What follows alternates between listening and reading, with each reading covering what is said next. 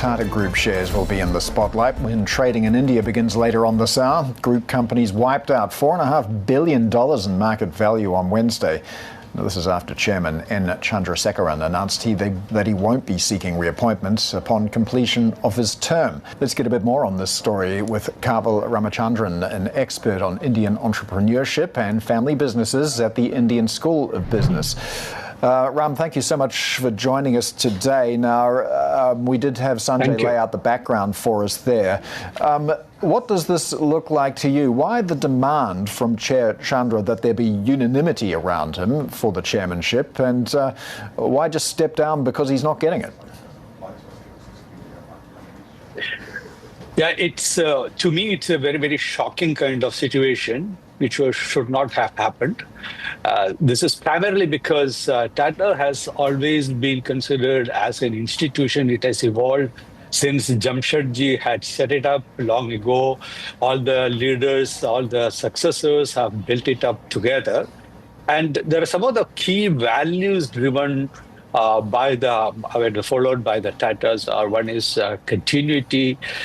Fundamentally, it's a stewardship, nation building, predictability. All these values have been there. And this announcement has precipitated that. It has become so bad that the Tatas has lost that kind of a confidence. And that's reflected in terms of the stock market performance also. So it's a major, major challenge for Tatas also because there are 2-3 key things related to this. One is that everyone thought that this would blow away. This would not get into this kind of a situation where Chandra would put in his papers. And this is really shocking. What is this going to mean for succession then at Tata in terms of who is the chair, and particularly now that this AGM, supposed to be happening in 5 days, won't be going ahead?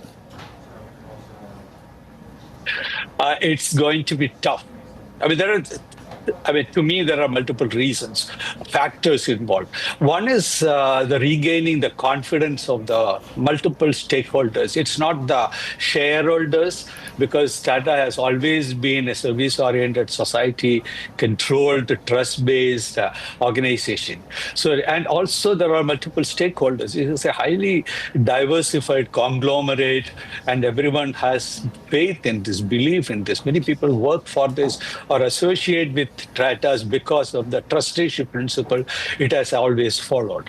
And regaining that kind of a confidence is not going to be easy, because Tata has never been considered as a sort of a typical family business with feuds inside and the owner-driven kind of purpose. No, this has been professionally managed throughout. So regaining that kind of confidence is not going to be so easy. That's one. Second is that succession is not an event. Succession is a process. And succession, especially for an organization which is driven by 2 key dimensions. One is the business performance, economic performance, financial performance. That's one part. The second is the values. And always, right through Jamshedji, JRD, or Ratan Tata's time, or even when they look for Chandrasekaran, in between Cyrus Mistry came, and there was also questions about his commitment to the Tata values that led to the conflict between Ratan Tata and Cyrus Mistry and his exit. So when we know all these things, finding a successor is not easy. Cyrus' time, it took long. Chandrasekharan's time, it took long. And it's not going to be easy. That's one.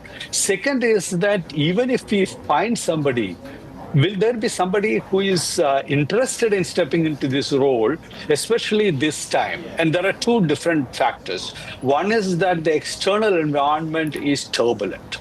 And whether you take geopolitical, technology, or market conditions, and everything is boiling.